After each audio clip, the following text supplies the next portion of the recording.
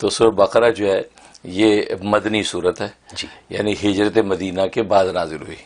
جو صورتیں ہجرت مدینہ سے پہلے نازل ہوئیں ان کو مکی صورتیں کہتے ہیں، جو ہجرت مدینہ کے بعد نازل ہوئیں ان کو مدنی صورتیں کہا جاتا ہے. اچھا. تو یہ مدنی صورت ہے اور اس کا نام صورت بقرہ ہے. بقرہ نام اس لیے رکھا گیا کہ اس میں بقرہ کہتے ہیں گائے کو. جی. تو چونکہ اس صورت میں گائے کا ایک قصہ ہے جو حضرت موسیٰ علیہ الصلوۃ والسلام کے زمانے میں پیش آیا، اور تو اس وجہ سے اس کا نام جو ہے ایک اہم واقعے کی نسبت سے اللہ تبارک و تعالی نے بقرہ رکھوا دیا. جی. تو اس کا نام سورہ بقرہ، بقرہ گائے کو کہتے ہیں. اور اس صورت مبارکہ میں اللہ تبارک و تعالی نے گویا کہ انسان کی زندگی کے ہر شعبے کا خلاصہ بیان کیا ہے. تبھی حدیث میں اس صورت کو راس القرآن کہتے ہیں، یعنی پورے قرآن کی سردار ہے، گویا کہ پورے قرآن کا خلاصہ اس میں آ گیا. اسی طریقے سنام القرآن بھی کہتے ہیں، یعنی قرآن کی یعنی کوہان ہے یہ، شان ہے یہ صورت. تو اس لیے ایک حدیث میں فرمایا کہ پورے قرآن کا خلاصہ نچوڑ سورہ بقرہ میں بند ہے. تو کیونکہ سورہ بقرہ میں 5 زندگی کے شعبے انسان کے ہیں اور 5 کے بعد چھٹا کوئی شعبہ نہیں ہے، ان 5 شعبوں کا خلاصہ اس صورت میں ہے. واہ سبحان اللہ. پہلا عقائد، دوسرا عبادات، تیسرے معاملات، چوتھا معاشرت اور 5واں جو اخلاق. تو یہ 5 زندگی کے شعبے ہیں، ان 5 کے 5 شعبوں کا خلاصہ اللہ نے سورہ بقرہ میں بیان کیا ہے. اور پھر 3 طرح کے انسانوں کا ذکر کیا ہے، کیونکہ دنیا میں 3 ہی طرح کے انسان آپ کو ملیں گے. ایک مومنین ہیں، دوسرے کفار ہیں اور تیسرے منافقین ہیں. تو گویا کہ مومنین، کافرین، منافقین، تو 3 ہی طرح کی کیٹیگری کے لوگ دنیا میں ہیں. تو اس صورت مبارکہ میں ان تینوں طرح کے انسانوں کا ذکر کیا گیا ہے، ان کے اوصاف اور خصائل رذائل بیان کیے گئے ہیں اس صورت میں. تو اس لیے اللہ تبارک و تعالی اس صورت کو بڑی عجیب شان عطا فرمائی ہے.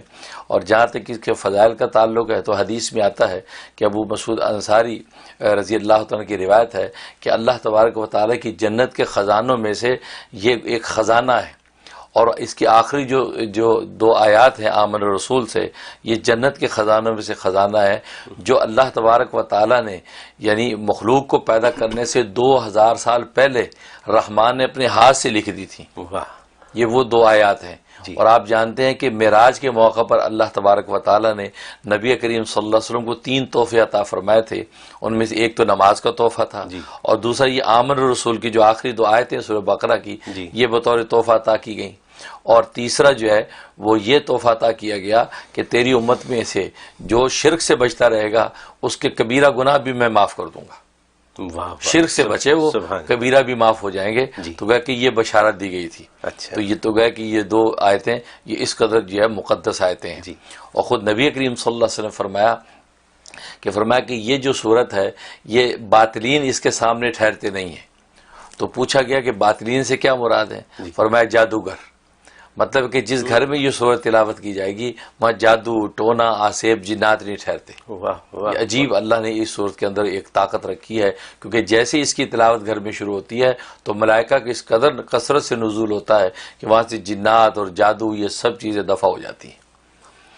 اس کے فوائد میں سے ایک بات یہ لکھی ہے کہ اگر کوئی بہت بڑا مقصد ہے، بہت بڑی مہم ہے جس کو آپ چاہتے ہیں حاصل کروں، تو 7 مرتبہ ایک ہی مجلس میں بیٹھ کے 7 مرتبہ سورہ بقرہ کی اگر تلاوت کر لی جائے تو اس مقصد میں کامیابی یقینی ہو جاتی. اور مختلف لوگ پڑھ سکتے ہیں ایک ساتھ؟ وہ یہ بھی گنجائش ہے کہ اگر ایک ہی آدمی نہیں پڑھ سکتا تو مختلف لوگ بیٹھ کے 7 مرتبہ کا اس کا ختم کر لیں اور دعا کر لیں تو اللہ تبارک و تعالی مقصد پورا کر دیتے ایک ہی نشست میں.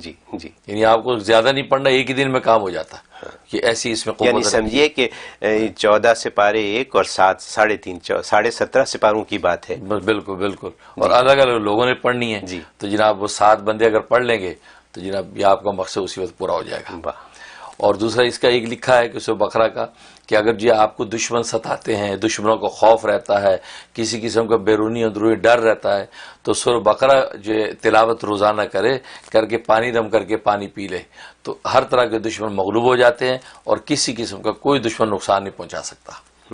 اور ایک فائدہ یہ لکھا ہے کہ اگر انسان کو جسمانی کوئی مرض ہے، خاص طور پہ دماغی مرض، مرگی کا دورہ پڑتا ہے، یا اسی طریقے سے جنون ہو گیا ہے، پاگل پن ہو گیا، باولا پن ہو گیا ہے، تو یہ بہت سے آج کل امراض ہو جائے، یہ وہ جو آٹزم ہو جاتا ہے بچوں کو، بڑے لوگوں کو ڈیمنشیا ہو جاتا ہے، اس قسم کی جتنے بھی امراض ہیں اس کا زبردست اس کے اندر اکثیر یعنی اثر ہے۔ تو سورہ بقرہ روزانہ تلاوت کر کے اس کے دونوں کانوں میں زور زور سے 3 دفعہ پھونکیں اور پانی دم کر کے اس کو پلاتے رہیں، تو 41 دن اس کی پابندی کر لیں، 21 دن کے اندر ہی اللہ تبارک و تعالی اس کے اندر حیرت انگیز مثبت تبدیلی پیدا کر دیتے۔ تو یعنی یہ جو آپ نے دماغ کی بات بتائی، جن لوگوں کو بھولنے کا عارضہ ہے، بالکل جن کی دماغ کی کمزوری ہے، پڑھائی میں کمزور ہیں وغیرہ وغیرہ، تو وہ اپنے لیے خود بھی کر سکتے ہیں؟ جی بالکل، خود بھی کر سکتے ہیں، خود اگر تلاوت کر کے عمل کر لیں بہت اچھا ہے۔ پانی پہ دم کر کے پانی پی لیں، کیونکہ کانوں میں اپنے تو نہیں پھونک سکتے، بس اپنے اوپر ہاتھوں میں دم کر کے ہاتھ پھیر لیں، تو اس طریقے سے کر لیں۔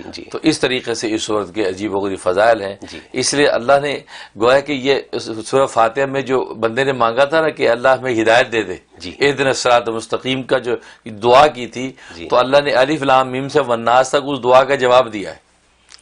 پوری دعا کا جواب ہے کہ الف لام میم ذالک الکتاب لا ریب فیہ، تو گویا کہ بتا دیا کہ ہدایت تو مانگ رہا ہے، یہ ہدایت کتاب تیرے ہاتھ میں ہے، اس کو پڑھتا جا اور عمل کرتا جا، منزل مل جائے گی۔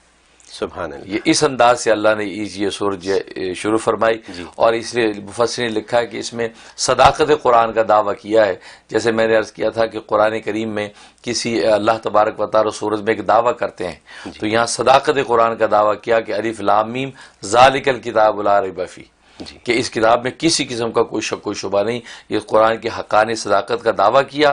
پھر باقی پوری سورج جو ہے وہ اس کی عقلی اور نقلی دلائل پر مشتمل ہے، ضمنی مضامین ہیں، اور اس طریقے سے یہ سورت مکمل ہوتی ہے۔ اس لیے اس کے مضامین بھی بڑے زبردست ہیں، اس کے الفاظ بھی بڑے زوردار ہیں، خاص طور پہ اس کے اندر جو آیت الکرسی ہے، اس آیت الکرسی تو بڑی طاقت ہے۔